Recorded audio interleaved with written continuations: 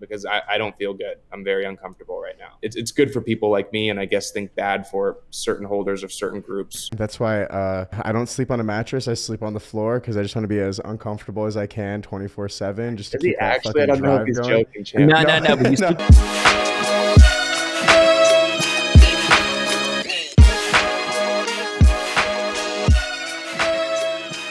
What's going on, guys, and welcome back to the Web3 Show, the number one podcast in NFTs, crypto, Web3, where we lose a lot of money, talk about it, and have amazing guests on the show. Today, we have the Pudgy Penguins owner, Web3 Extraordinaire, none other than the man himself, Luca Netz. Luca, what's going on?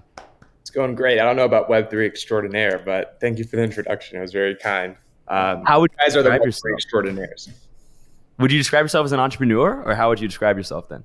Yeah, I think I think Web3 Extraordinaire. I'm not there yet. Give me my praises once we actually get there. We've only been 6 months on this journey, but I think just in general, as an entrepreneur, it's kind of my trait and who I am to my core. Okay, well, sorry, I just tried to hype you up, man. It's my All right, job. Web 2.5, extraordinaire. Is that a little bit better? Yeah, that's a little bit better. Dude, We I also appreciate- have. Go ahead, Kev. Sorry. Yeah, I was gonna say I appreciate you taking the time to come up here, dude. Your like the way you kind of popped up in my timeline when you made that like huge purchase of Pudgy was like one of the most iconic moments of all time because at the time, no disrespect to Pudgies, but at the time I kind of already declared them dead, and then you just came in like the fucking Undertaker and you just like brought them back to life, dude. So it's been awesome to see. Thank you. I appreciate it. I mean, for me, I always believed in the Pudgy Penguins IP, right? I just felt like, and at no fault to the previous team, I think people underestimate how hard this business really is. I like to coin it as a publicly traded startup, like all of the cons of a publicly traded company and all of the cons of a startup, with none of the pros really. And so, at no fault to the previous team, this business is hard and they're not experienced entrepreneurs, right? Like they don't have years under their belt. And so I think a lot of people, just kind of gave them a bad rap, though I think they made some really big mistakes. Like biologically, you wouldn't actually hatch a fishing rod and an egg, and like how they were able to pull that off logically. I mean, who knows? There were some obvious mistakes, but I think in general, they just didn't at the time, possess the capability to push it forward, and that's okay. And I felt like it was the right time in my life to kind of step in here and give it a shot. And, our vision's a little bit different than most, but yeah. Dude, you just touched on a lot of good things that I want to talk about today. I want to learn a lot more about what you think differentiates between a good and a bad project founder or owner, and sort of what you've carried over from your business acumen, business experience that has, I think, made you successful as the current owner of Pudgy Penguins. But I think it's important, before we talk about all of those things, for our audience to learn a little bit about who Luca Netz is, right? And what your journey was before you took the step over into acquiring one of the most iconic NFT brands that exists.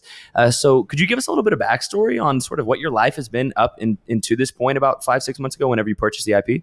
Yeah, I'll give you the brief synopsis. So pretty much grew up homeless with my mom and my brother for 8 years. We've lived in pretty much every continent and every state that you could think of. So a lot of people are like, oh, I lived here. And I'd be like, yeah, I lived there too. And so she was just kind of cleaning houses and taking care of the family's kids for whoever would let us kind of stay at their place. We did that for about 8 years, and it sucked at the time, but in hindsight, I think it kind of gave me my superpower, which is understanding people and really getting into marketing, which is kind of what I'm known for best over the last 6 years. I dropped out of high school at 16, same type of logic. My mom was still struggling to pay the bills. We actually settled down in Los Angeles, so we kind of found like a stable home. And the thesis there was my mom was struggling to pay the bills, and I also knew I wanted to go to school, but I couldn't afford to go to school, and I wanted to be a businessman, and it seemed really counterintuitive for a businessman to go into debt to get a business degree. It didn't seem like something a good businessman would do. So I got my first job at a tech startup called Ring Doorbell. I was one of their first employees, and I kind of went there when they were like nothing, and then when I left, they had sold to Amazon for $1 billion, and I saw that journey, and I think that kind of gave me the inspiration to want to build big companies. I'd always been an entrepreneur. So, being poor, I always was like trying to find ways to make money reselling sneakers and Supreme and, being in LA and kind of being near the block. That's kind of what we were doing. But from just like a capital standpoint, I did that. And for about 2.5 years, my journey was at Ring. And then I started my first direct to consumer business selling fake gold chains and cubic zirconia diamonds to kids who want to look like their favorite rapper, which was very trendy at the time. So if you've seen fake gold chains and, guys go up to the club and OK Money, probably made a couple skits on stuff like that. I saw a huge market there, really high margin business, 80 to 90% profit margins. The marketing was super easy. I had an interesting angle at the time. I sold that business for a lot of money when I was 19. And so that was able to kind of like change my family's life and our trajectory and kind of where we were. But unfortunately, I wasn't happy. So I realized pretty early on that money didn't make you happy. As weird as it is, like, I don't think you can be happy surviving and struggling, right? But I also don't think like an abundance of capital immediately makes you happy, though it can do things that provide happiness. So I went on what I like to call my pursuit of happiness. I found that products that impacted people in a positive way is what I wanted to do. All the meanwhile, I started getting into this other business model that not a lot of people were looking at. I was friends with a lot of influencers and celebrities in Los Angeles, and I realized they had millions of followers, but they didn't have any money. They basically, I thought that if you had millions of followers, you'd have millions of dollars. And I was like, this doesn't make any sense. So I was like, how do I monetize your brand?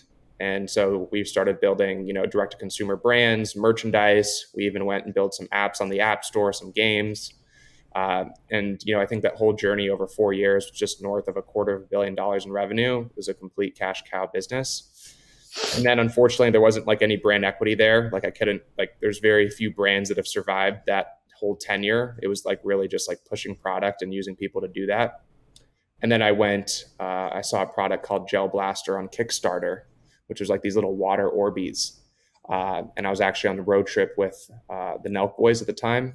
And so we were just like in Big Bear, and somebody just pulls out like these rinkety dink, like prototype-esque, like little guns. And I'm like, oh, this is the next great thing. I immediately go to Instagram. I'm like, somebody get me in touch with whoever made these. Like, next thing, we pour a boatload of money into the business. I become the CMO, and in 24 months, it's in every Walmart and Target nationwide, and is probably the coolest toy on shelves right now. And so that kind of excited me. I've been a huge NFT collector. I loved NFTs. I actually really understood just kind of my nature growing up, buying and reselling things. Huge collector of things, as you can see in the back. I'm just like a hoarder of stuff. So when NFTs came around, I was like, oh yeah, this is just a way better way to like collect and not hoard. And my first NFT was actually Pudgy Penguins. Now I'd collected like Findenza and Ferocious beforehand, but my first PFP collection was Pudgy. And the thought process there was, 14 months ago, digital identity was the narrative for what PFP projects were. Like, okay, this is my identity. This is how I identify with like-minded individuals. And this is how I represent myself online. And I thought to myself, well, if that was the identity and like, this was the narrative for NFTs, then Pudgy Penguins was the most universal out of them all. And what I mean by universal is it identified with every gender, every ethnic group, and every age range. And I was like, well, if that's the case, then this one clearly has the highest upside. Obviously, it didn't shake out that way, but I was super successful on just like buying the Pudgies at like $100, $200 each, and just kind of trading them all the way up. And then that allowed me to buy Bored Apes and Doodles. But I always knew the Pudgies were the one. I always was like, dude, I don't care what anybody else that like thinks or does. Like Pudgies are it. Then the whole crisis happens. People are realizing that maybe the current team is not capable of pushing it forward. And then one day I'm just scrolling through Twitter, and then I see people, bidding on the IP. And I'm thinking to myself, I see really the straw that broke the camel's back was I saw Beanie bid on it. And I thought there was an interesting quote that I thought of, and maybe I can recite it if I can find it in like 5 seconds. But it says, if you don't step up to be a leader, somebody you don't want to will. And I was like, all right, I'm going to buy this shit. And so the thesis there was like, look, I always thought Pudgy Penguins could be the biggest brand. And so NFTs went from, digital identity to, 8 months ago, NFTs, because of what Yuga trailblazed, is like, okay, NFTs are the next great companies the world have ever seen, the next great brands. And so I was like, well, I've been building brands at the highest level for the last 6 years, and I've lost so much money, failing and succeeding at these things, that if this is the new narrative, then I can come in and build the biggest brand, and Pudgy Penguins will allow me to do it. It kind of had a, native audience that, dude, usually when you find out your founder, is not going to push you forward, you go to zero. And Pudgy Penguins never did that, right? And so the community was so strong. The IP I thought was so strong. I loved it. Every time I scrolled on my OpenSea, I always was stoked to see my Pudgy Penguins in my collection. It like made me feel good. It made me feel positive. So I was like, okay, let's come in here and trailblaze a direction that nobody else is thinking about, right? And how do you build an NFT project the same way that you would build, a Pokemon or a Hello Kitty? How do you do that with the community? How do you involve them? How do you do it in a way that nobody's really looking in terms of like consumer product goods? I think everybody's stuck in like the metaverse fantasy land, and just like this, I know kids, and kids are not on Oculus, and it's going to be 10 to 15 years before they really will be. And I think just like a bunch of older people with a lot of money think that it's just like the immediate future. And I think they're so wrong. And so for me, I look at NFTs like, how do you build the next great IPs the world has ever seen, right? How do you build something that touches everyone, and that when you touch them, they then can learn about Web3? Because I think right now mass adoption is not going to come through big TV sponsorships and, stadium renaming. Like, mass adoption for NFTs is going to come through the love of IP. And how do you invade the hearts and minds of the consumer? And for me, I think I can do that with fat little cute Pudgy Penguins. And so that's the long version. I'm sorry, but I kind of went talking. No, dude, you shared a beautiful story, and there's like a lot to unpack. So personally, I'm just gonna kind of talk about what you were saying in the beginning. So yeah, you were homeless for a while, and it's kind of amazing to me because anyone I've ever met in my life that has gone through a struggle that deep, and like that difficult, usually tend to be the people who are the biggest hustlers. And I mean that in like a good way, but like the biggest hustlers, like they have like a work ethic that you can't really teach someone because it's kind of taught through experience, through like hardship. So I think that's beautiful, man. And yeah, you're talking about like, like flipping sneakers and like Supreme and like all these things. And I think like Champ and I, we both really resonate a lot with that, because, it's like, I know like neither of us like really like, like grew up rich or anything like that. So we always had to like hustle. And I think that's awesome, man. I had no idea about that. Like I just saw everything from the outside. I was like, okay, like this dude Luca is killing it. He has like a huge, resume of like businesses that he's like succeeded in. And I just never really understood what was that driving factor, but now I do. And from someone who was homeless for a very brief, short like amount of time, like myself, it's like I do resonate a lot with that, man. Because it's like I remember when I was like, like I used to like sleep in the park, and like I was a different kind of entrepreneur. I was a street pharmacist, if you may. So I do understand and like resonate, like just trying to like make ends meet and like the kind of hustle that like creates. Holy shit, dude, that's a lot, man. Yeah, I mean, to that point, I think a lot of people misinterpret adversity and they let adversity get to them. But to me, I think adversity is your greatest superpower. Like to me, like whenever my back is against the rope, like that's where I thrive. That's where I'm my best, And at the end of the day, you're either going to let the things that have happened to you in life destroy you, or you're going to use them as fuel to get to the next level. And so I tell a lot of people, like, adversity is your biggest superpower. Learn how to use it and utilize it. Every no that I get is better for me. Every, thing that comes across my desk that is not ideal just pushes me further. So, I think they can derive that from what you just said. Yeah, it's really interesting to hear you sort of give that type of perspective. It's not, some aspects of that story were surprising to me. Of course, I had no idea the sort of degree of hardships that you endured, but it's not surprising to me to hear you talk about sort of your business acumen and the fact that you've taken really valuable lessons from those experiences, because that's something that I sort of see in common between individuals that I meet at your level of both, I think, financial and just like general success. And what that had me thinking about, right, is, you talk about before you had acquired Pudgy Penguins, it being fairly obvious that the team that was in position before you maybe was not that type of individual. So I'm curious, like, as you were watching the whole debacle play out with, I mean, but the Cole situation and all of those things that happened, right? Like, what what were you thinking from the outside looking in as a holder of these assets while you were watching the team before you performing the way that they did? Yeah, so I'm actually kind of not happy about how I acted towards them, because now that I'm in their shoes, I understand how difficult this business is. You have to understand, like, I'm somebody who's known for making money in a lot of different places. I think there's maybe 7 or 8 different categories of businesses that I've generated millions of dollars in, from SaaS to B2B to D2C to, consumer product goods, like the whole nine, info products. I mean, the list goes on. And this is the most complex by far. It's not even close, right? Because one fatal move can be disastrous. And so, I really actually, that the team, I got to know them, like, they're good people, like, they're good kids. At the end of the day, I could not imagine this being my first business. Now, they made some mistakes, but that's what you do when you're young. Everybody makes mistakes. I have a long list of mistakes that I've made in my life, and I hope nobody faults me for them. And so it's one of those situations where you look back at what happened with them. I was one of those people that was actually in their ear, like, dude, what are you doing? Right. But little did I understand the magnitude of exactly what this business entailed, and how many facets you really, and so many personalities you have to understand. It's a very interesting business, to say the least. And so I've sensed, like, I don't think I've ever apologized to them for, maybe they didn't even know, but like, we're friends, but like, if they're listening, Cole, sorry for fudding you guys, because that was a mistake. Like, like, it's difficult. Now, there's some things that are inexcusable, like hatching a fishing rod in an egg, right? That's not even biologically correct, right? So Wait, I think, like, it's there's just not. no. But I asked him, and he said they didn't think of anything better, and I was like, wait, no. Did they Yeah, wait? told me this.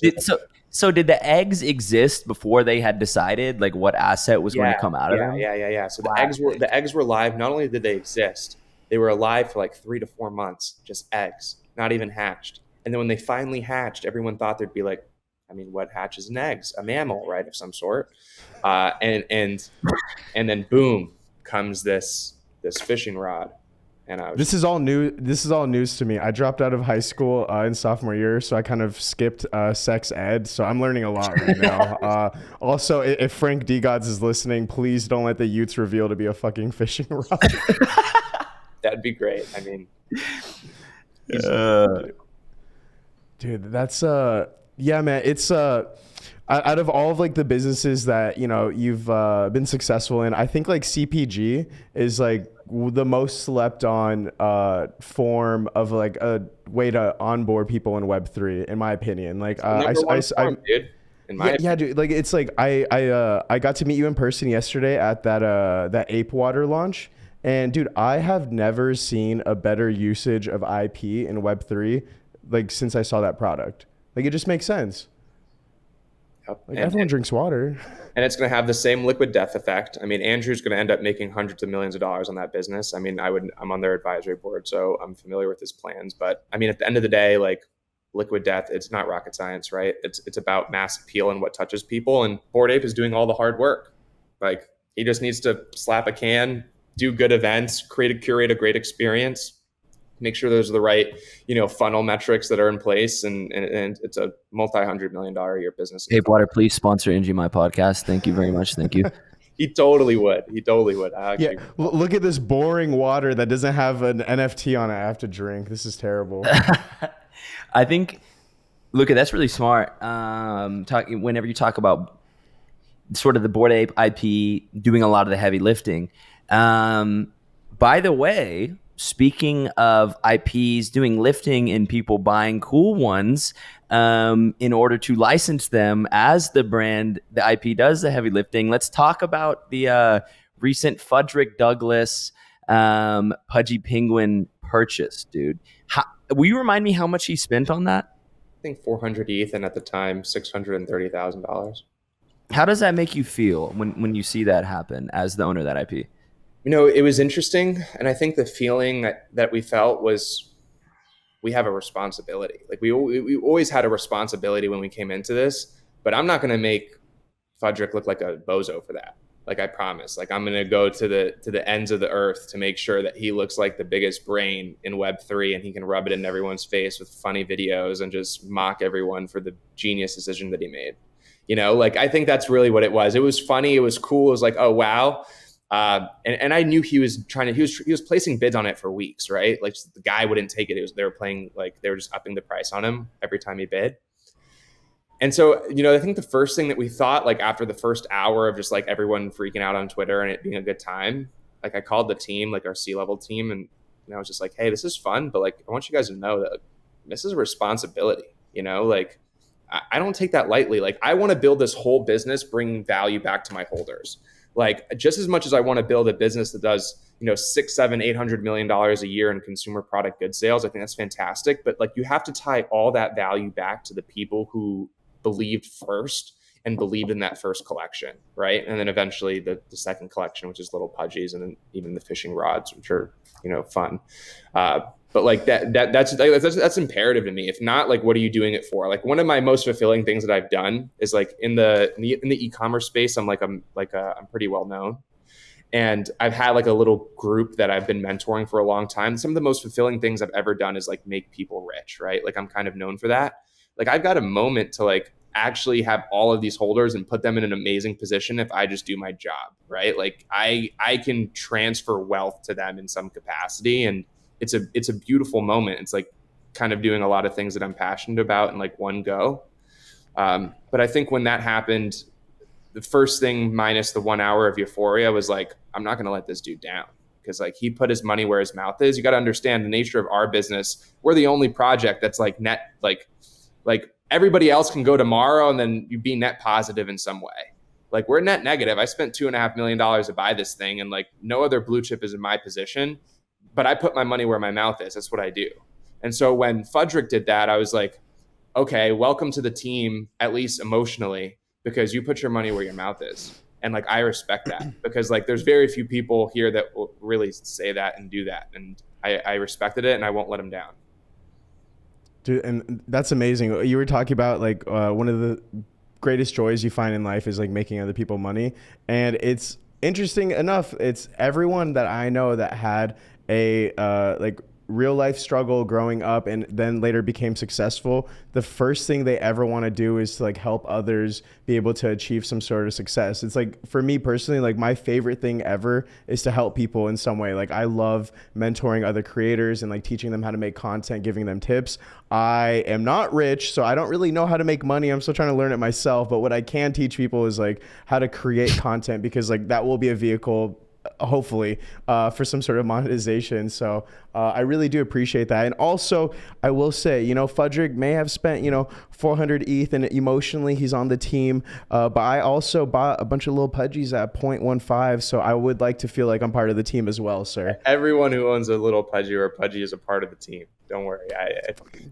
You guys are all, I mean, it's one huddle, it's one family. I think the most unique part about the Penguin community is like, it really is like a family. I mean, I could have bought this thing and it could have been a disaster. Understand that, what a good group of people. But it's interesting how certain IPs attract certain people, right? Like Pudgy Penguins, like 99.9%, obviously there's outliers, so I can't say 100%. Like, there's always that one person who's just like, not aligned, but like, that attracts a certain demographic. It attracts a wholesome person. It attracts a kind person. It attracts a funny person. It attracts, a family oriented person. It's not attracting like the Lambo driving, like rock star, like 28-year-old, like, that's just like going through life, just like being a playboy. Like, that's like what a Bored Ape, you know what I mean? Like, if you're that, so like, if you have a Bored Ape, that's like kind of like the thesis there a little bit. But what is a mutant? Like, that's what I was about to say. Yeah, let's talk about that.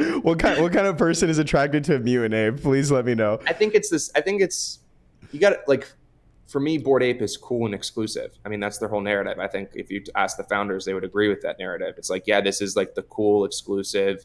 This is supreme. This is sneaker reselling. This is street culture. This is that energy that you feel when you're on Melrose and Fairfax, and you're just like walking on like a nice day and like everything is like vibing and popping, like that's their thing. And I think it's phenomenal, I think mutants are just like that same group, but just the group that couldn't afford the Bored Apes, that Yeah, just like they're the ones buying the fake chains from you. That's champ. That's champ. It's funny because I could totally see like some mutants wearing some Shop GLD on their neck, but it's more power to you. I'll wear some Shop GLD, so I'm not knocking it. Like I got a gun pulled in my face in Los Angeles for my watch, so I'm just like I'll wear. Let me. Okay, I'll say this, man.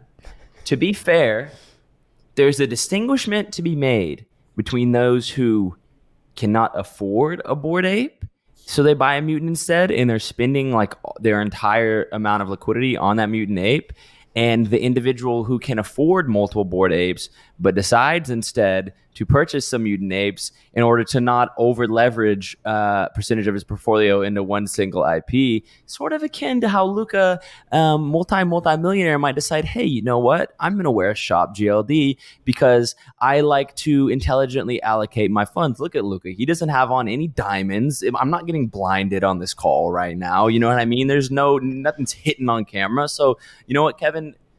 Calm down a little bit. Second of all, you don't even have a mutant. And third of all, neither of us actually have a. Do you have a full on Pudgy or just the babies? Just the babies. All right, it's time for, what's crazy, Luke, is I've actually been talking about purchasing Pudgies for a while. I was thinking about like doing it right before we got on this podcast and like surprising you, but then I was like, well, first of all, a lot of people buy these every day. He wouldn't give a fuck. Second of all, that would maybe look like some sort of like sponsored conflict of interest. I'll do it afterwards. But anyway, I appreciate the color on me being poor. But outside of that, I think you make a really good point about the Pudgy Penguins IP. Here's my thing about Pudgy. Like it reminds me, just the name and the way that they look, I think is, and you kind of said this earlier, is probably the best suited popular NFT IP to CPG and to conversion outside of Web3. Like kids would like it. It sounds like a really popular like Hasbro toy. And the right elements are there, I think, in order for somebody who's really competent to come in and expand that brand. But what we haven't talked about is what that actually means for you in Pudgy and like what that actually looks like. So certainly, you're going to hold some cards close to your chest, disclose whatever you feel comfortable disclosing. But as much as you want to tell us, I'd like to know about like what the future plans for Pudgy Penguins as an IP like looks like. Like, how are you going to deliver that value back to your holders that you were mentioning earlier? Yeah, so I think it stems first and foremost through licensing, which I think a lot of right now there's a Ponzi scheme going on. I like to refer to it as Ponzi-nomics that's going on with NFTs, and I don't think it's healthy for the space. And so I'll kind of give you some clarity as to what that is. Right now, to monetize your NFT, two things have to happen. You have to sell it, or you have to receive an airdrop and sell it. And that's a flywheel that's bound to break. And everyone's saying that your IP is valuable, but no community is leading the charge and empowering their community to license their IP and to just expect people, obviously there's people that go above and beyond and take initiative, but most do not. And so as a company, you have to bring value back to your holders. It's super, super important. And so there's no better way for me than to say, hey, you own a Pudgy Penguin NFT.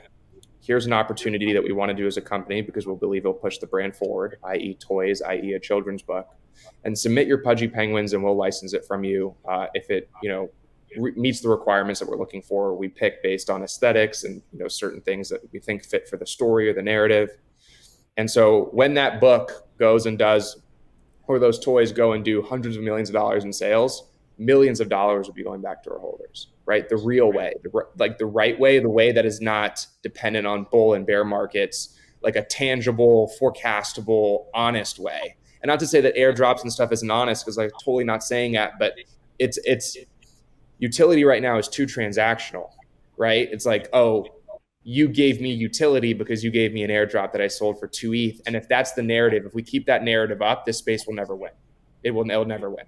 And so you have to replace that though, because it is important. Like monetization is key, but like that flywheel has to break in some capacity. And that's how I plan on breaking it, is by like actually creating real businesses and generating real revenue and sharing that revenue with our holders to the best of my ability. To me, I think it's necessary for this space to move forward. I think we got a really euphoric run, and I think it was phenomenal. And that time will come again. But at scale for longevity, I think my strategy is the correct approach, right? Like you have to make, if you're going to make utility transactional, make it a real transaction.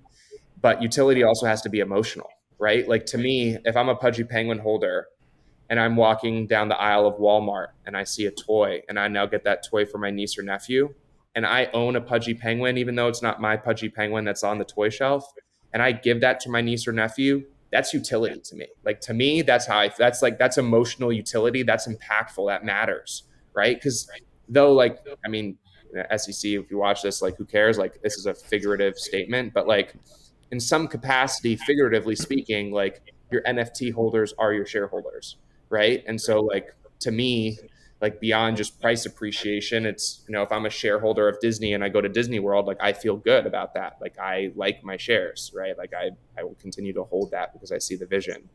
And so that's kind of what I want to accomplish is how do we make the utility that is transactional, how do we make it a real transaction? And how do you make utility more emotional outside of your core holder base? Because if you bring your NFT to 100th floor, obviously everybody's emotionally invested. They're stoked. You've changed their lives, but that's only for your holder base. It's not for everyone else. And so how can you emotionally impact the rest of the world and get them to fall in love with NFT IP? Because if that doesn't happen, then I don't think the space wins the way that we all want it to win in the amount of time that we want it to win. And so that's my take. That's an amazing take. Yeah, man, I never really thought about like that that concept of like the like Ponzi-nomics with like NFTs because it is interesting to see because I see projects right now who are just like creating all these like utilities like in thin air of like you hold this, you get X, Y, and Z, and it seems like like most people, the only utility they've really ever been drawn to is like getting money back in some sense. Like they don't really care about like the tools that are offered or like this or that. At least like I feel like that's like it's not everyone, but that's like most of the market that I've kind of witnessed. So yeah, I think you're 100% like spot on with that. I don't know if that is sustainable. I do hope though that like your first CPG item would be like a fishing rod. I think that would be really fucking cool. Yeah, I hope it is conceived in an egg. That'd be hilarious. And I agree. I mean, look, at the end of the day, to me, it's about Web3 winning just as much as it is Pudgy Penguins winning, right? Like the paradigm has been shifted. Thousands of years of creator exploitation has now come to an end because of this technology. But if the sentiment and the culture is around airdrops and making money, then we're not going to win. Like this won't win in the long term. And so you have to slowly but surely curate that, how that transition is done. But I think this is where Pudgy Penguins will play its role. And I've noticed, like I even told the team, there's a lot of projects, like even seeing what we're doing, and we're not like nearly where we want to be yet, but like we're already changing things.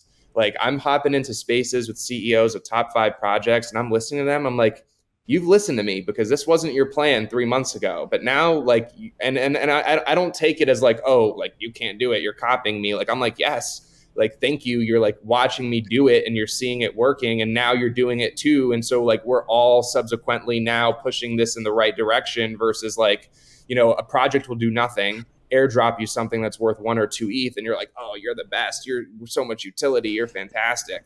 And you're like, dude, you haven't actually done much. So like, where's all the praise coming from? But it's because right now we've embedded into the psychology of just our current Web3 user base that utility is because I give you an airdrop that's worth something and now you can sell it and then just go degen something else. It's not going to work long term. So. I have a question for you, Luca. Listening to you talk about this, because I have a lot of confidence in someone like yourself's ability to, I think, go to market and push IP that retroactively benefits holders of said IP. But the main blocker that always comes to mind for me whenever I think about making these types of efforts is like a lot of the stigma that exists around NFTs right now. I know this because every time a piece of content of mine, whether it's like shorts, TikToks, anything breaks out of our NFT sphere space, I am like viciously ridiculed online. People don't know why, right? Like they don't really know why they hate NFTs. They just fucking hate them. So what I wanted to ask you is like, what's your kind of go-to-market strategy? Because we've seen what Starbucks has done, right? They came out and implemented NFTs. They just called them something else. But like, what is your kind of go-to-market strategy with this IP to, sort of warm people up to the idea and expand the Pudgy Penguins IP while also sort of addressing that issue of like the negative sentiment towards NFT brands in general? So I've actually separated the two audiences from Web3 audience to Web2. And I do that by social platforms, right? So Twitter is where you go and where you care about. But on my Instagram and TikTok, you won't know that I'm an NFT company, right? And you shouldn't, right? Or at least at a glance, you won't, right? Like there's actually some things that I told our CMO to tweak because I felt like there were still some things alluding to NFTs. Not to say that they're not all going to learn about it, but it's a top of the funnel strategy and you educate them on the bottom of the funnel. Right. So top of the funnel, I don't want you to think that we're an NFT. I want you to think we're cute little penguins. Right. And then bottom of the funnel, I'm going to teach you what NFTs are about, how awesome they are. And then you're going to come into the space and then become a consumer. I care more about, the Web2 media platforms, i.e. TikTok and Instagram and things like that. I care more about that to sell consumer products and to, create a powerful brand that exists out of the Web3 ecosystem. Because right now we're in a rat race. It's just the same people going around in circles, the same conversation. And I rather position myself for the future and bring them in now and make them fall in love with the message that is Pudgy Penguins, which is like uplifting content, funny content, positive affirmation content, things that make you feel good, things that make your day feel better. Like that's how I want people to associate ourselves with it.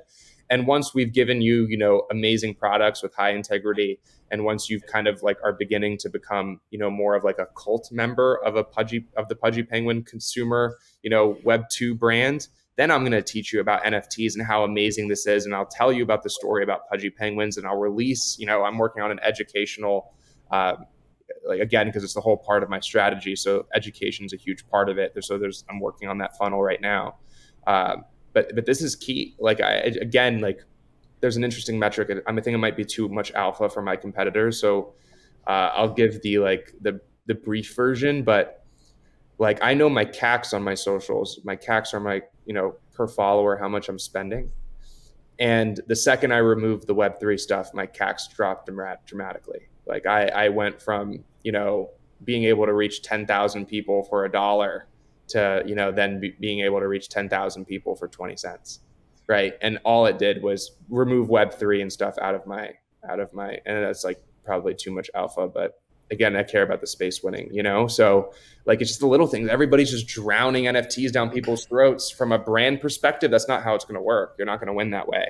You have to create emotional touch points. Like this is what people don't understand, but this is like a brand building class. Right. And so like you're right. Celebrities have screwed up NFTs, at least in the short term.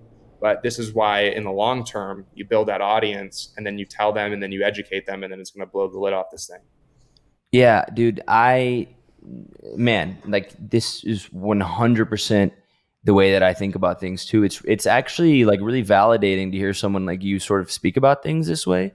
I think that the biggest blocker to Web3 adoption, NFT adoption, are people instead of like trying to communicate the core values and benefits and things that make people feel good and just are awesome, instead of trying to communicate those things up front and then let them be powered by NFT technology, trying to like sell up front at the very top of their marketing funnel, like, hey, this is an NFT. People hate that shit.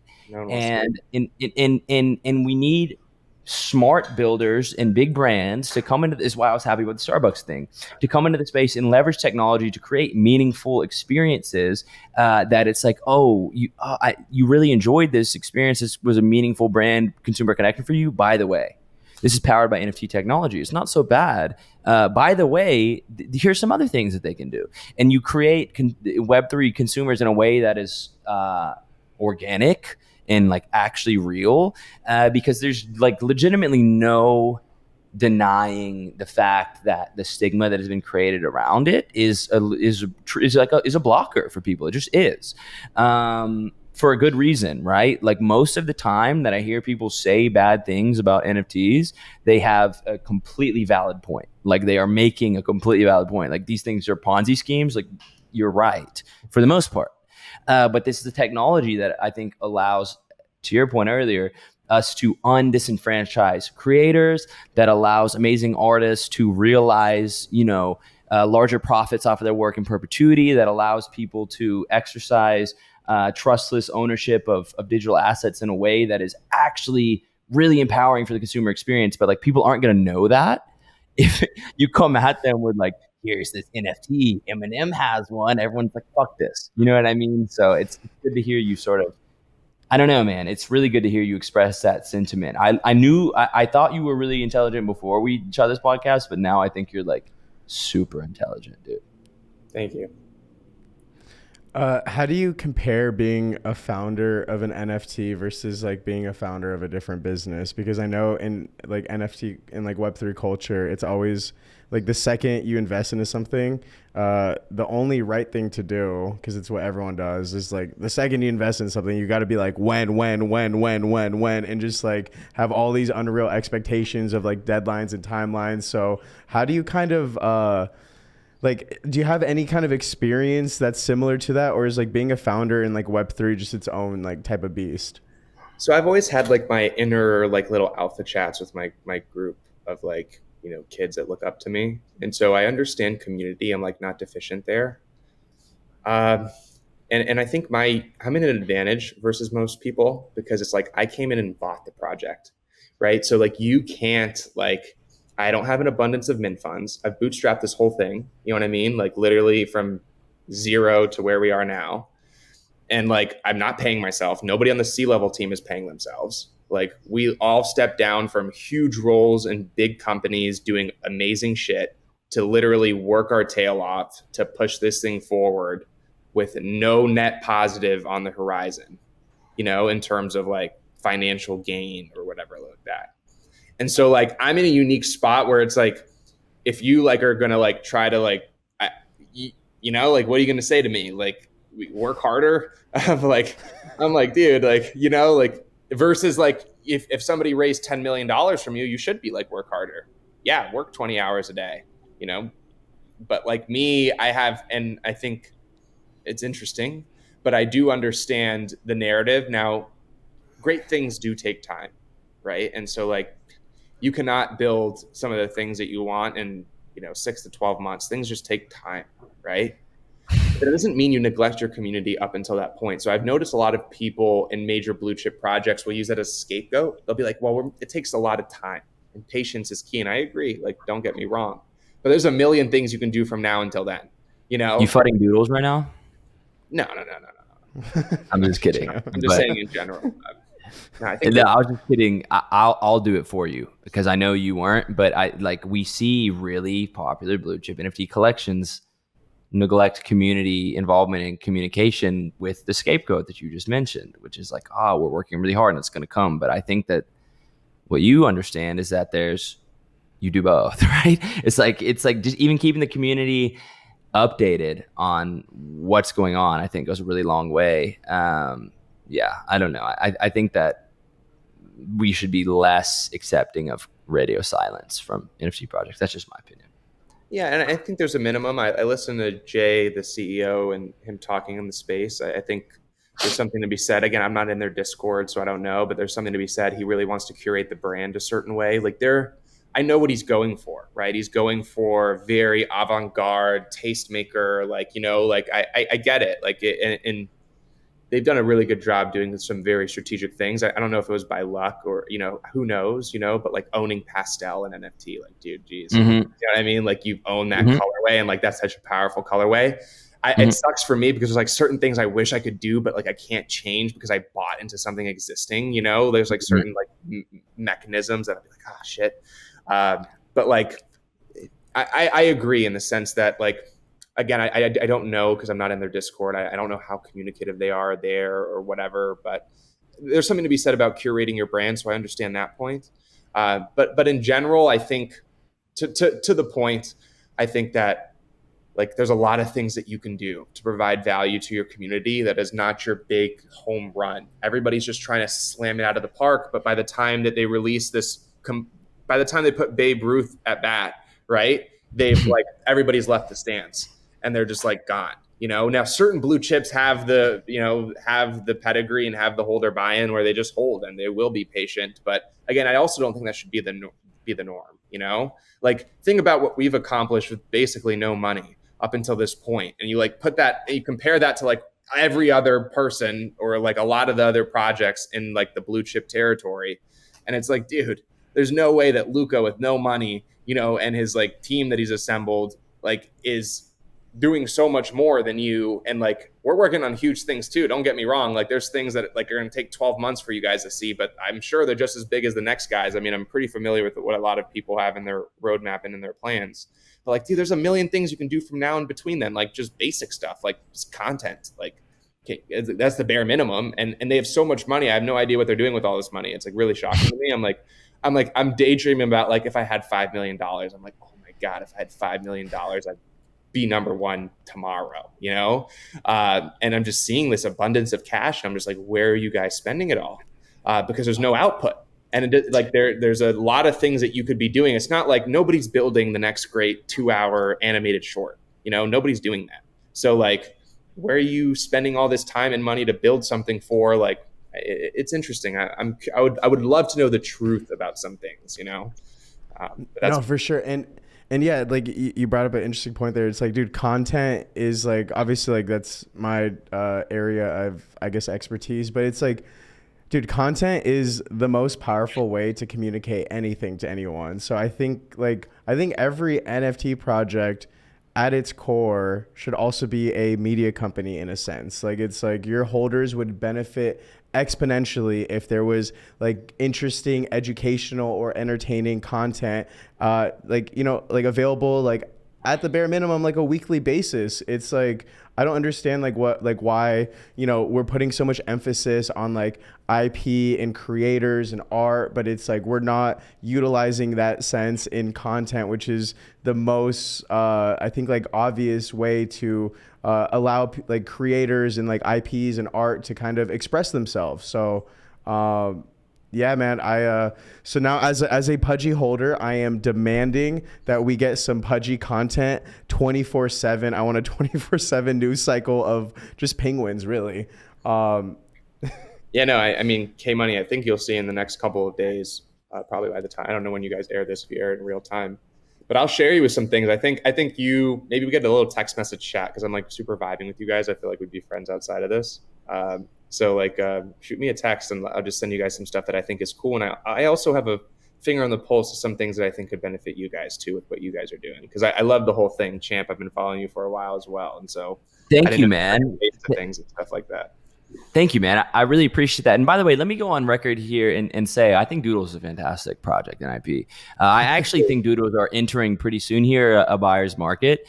And Luca, you're a super nice professional guy. I wasn't actually trying to start any beef. I love Doodles. I think they're great. Yeah, I do too. But I think that I think you make some really good points, man. And I think you asked a question to which I have an answer, oddly enough, maybe the first one on the podcast so far, which was, what are they doing with all of this money? I think it's fairly obvious what some of these projects are doing with all of their money.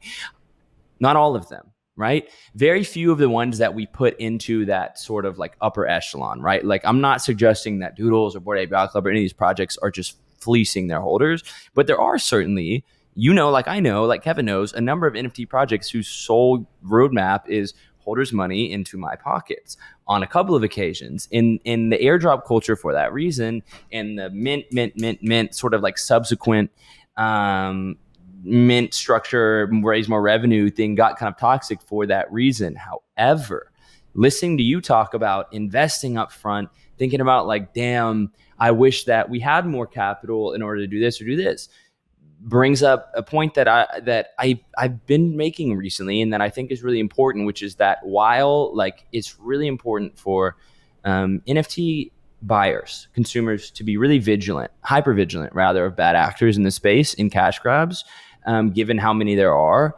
I also think there's going to come a time and a place in Web3 whenever the market has to mature to a point where not every single revenue driving event is a cash grab. And more importantly, where we're actually prioritizing those events by by founders and project teams who have come out and cut their teeth and shown the community that it's not a rug or a slow rug.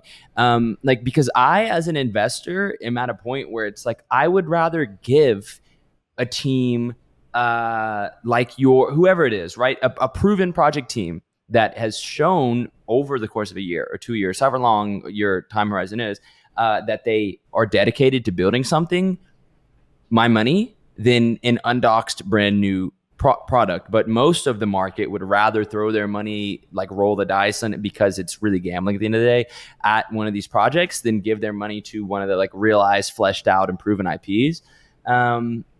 So I hope that, projects like Pudgy's and whoever else executing at a high level will begin to sort of shift that stigma, because I'd like to see the proven winners be allowed to do cool shit, and not get sort of tossed into that same bucket. Do you know what I mean? Yeah, no, I appreciate that. And I also think it goes like inefficiencies. I think companies are raising too much money and they have too much, right? And when they have too much, they're forced to spend, and they spend it inefficiently. At least from what I've seen, like I can tell, like, and this is like not insider, this is just like me observing, so I may be wrong, but I can tell there's a lot of inefficiencies in a lot of these major companies right now that are NFT projects, i.e. my indirect competitors. I don't really consider anybody right now a direct competitor. I think we're all NFTs, but I think I have my own little lane. But I'm seeing inefficiencies, and I can just see it. Just too much money. And the thing is comfort is a very strong human trait, and it can be a huge negative when it comes like pushing boundaries. Like I remember the first time I made a ton of money, got comfortable, and complacency and knowing that you're going to be okay doesn't help sometimes. And I think right now we're seeing a lot of, hey, we have a lot of money from mints, we have a lot of money from royalties, we have a lot of money from venture capital. We're going to be okay no matter what. Doesn't matter what our floor goes to. Doesn't no matter what we're paid. Our salaries are good. Our equity is here. The price is there. These investors are not going to let it go from, this valuation to drastically a lot lower. We'll prop this thing up. We've proven we can make $50 to $100 million in a day with a snap of a finger. We're good, and I'm not like, I want them to keep feeling that way, because I'm just going to eat them all up, because I don't feel good. I'm very uncomfortable right now. And so, with that, it's good for people like me, and I guess think bad for certain holders of certain groups that have, projects that are complacent. But no, I love that, man. That's why, I don't sleep on a mattress. I sleep on the floor, because I just want to be as uncomfortable as I can 24/7, just to keep that actually, I fucking don't know if drive he's going. joking, champ. No, but you sleep on a mattress on the floor. Okay. So Yeah, I don't have a bed frame. I am a little bit of a red flag, kind of a stereotype.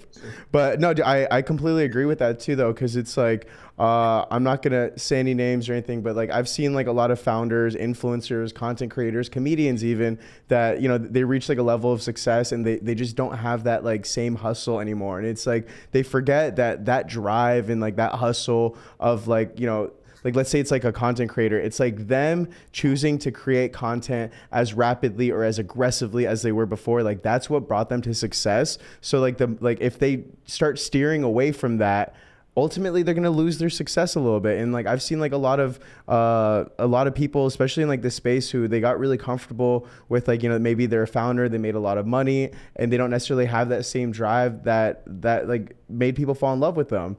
So I love to see the drive that you have, and the uncomfortability that you have. I'm not gonna lie though, just to be completely honest with you, because I do appreciate you.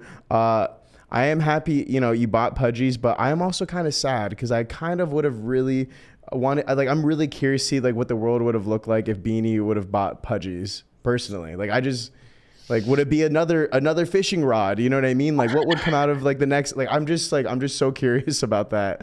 So Beanie, if you are watching, I know you are, please let me know in the comments below what you would have done. there's, I don't know the whole Beanie story, and Beanie was great until he found out, some of the things that we found out. I mean, at least relatively.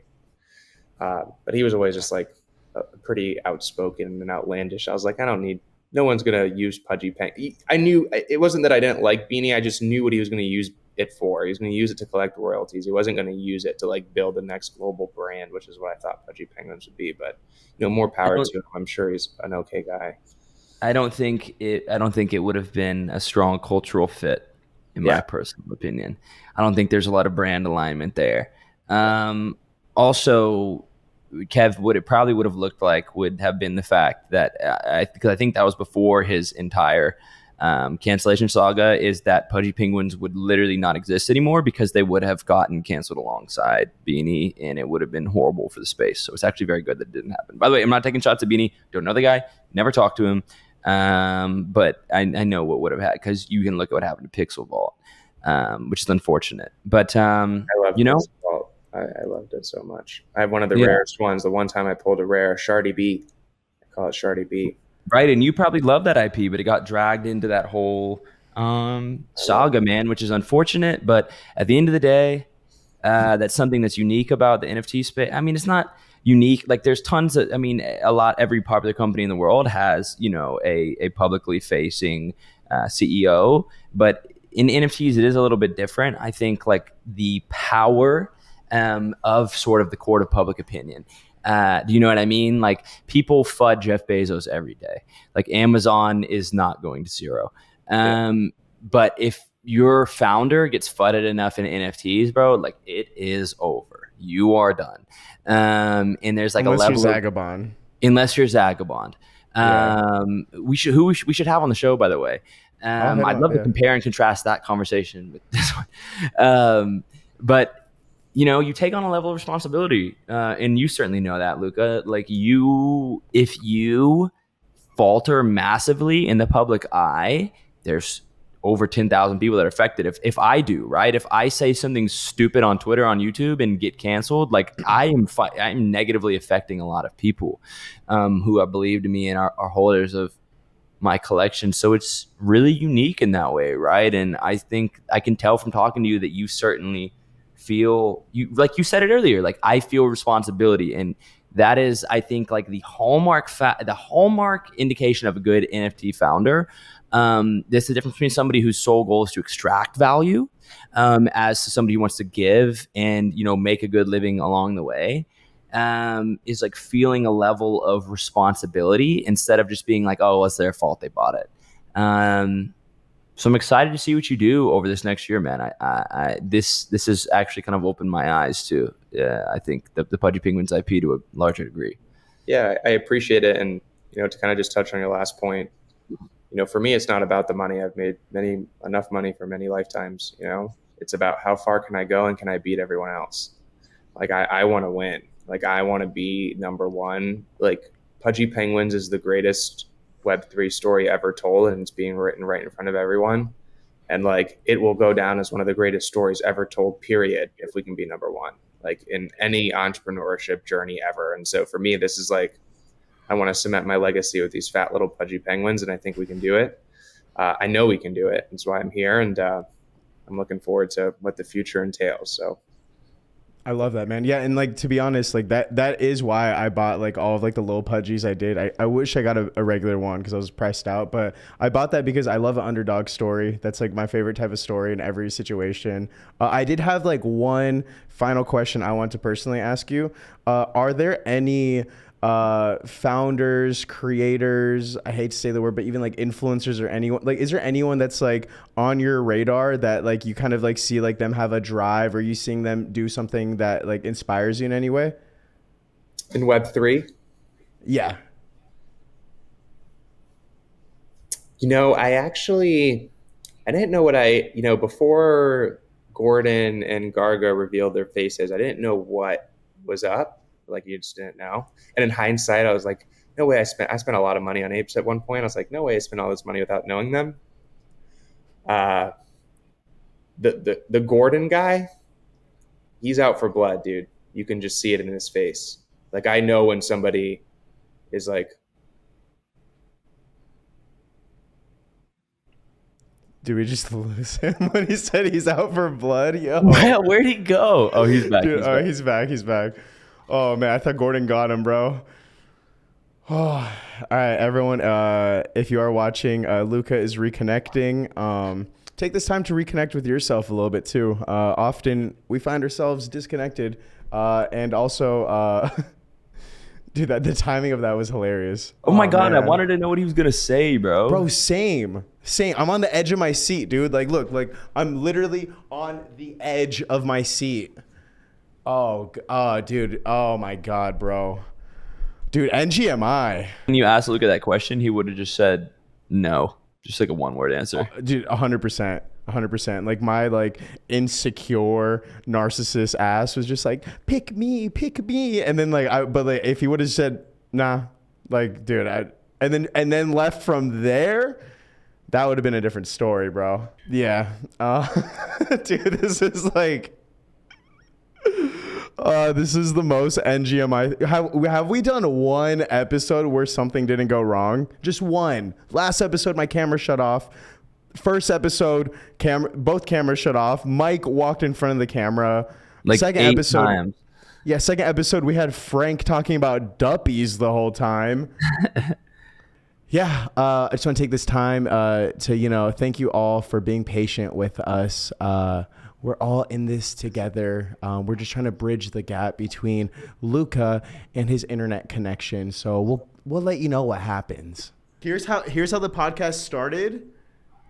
And then that's when I started speaking. And then that's when you brought up Doodles. And then this is his internet connection.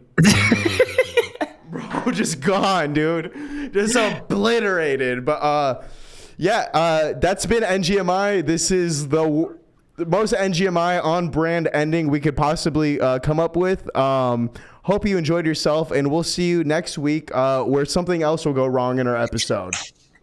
Oh, man. Yeah. Look, guys, guest connection rugged. Nothing I can say. We had a good chat. Thanks for tuning in this week. Fuck. Sorry. NGMI.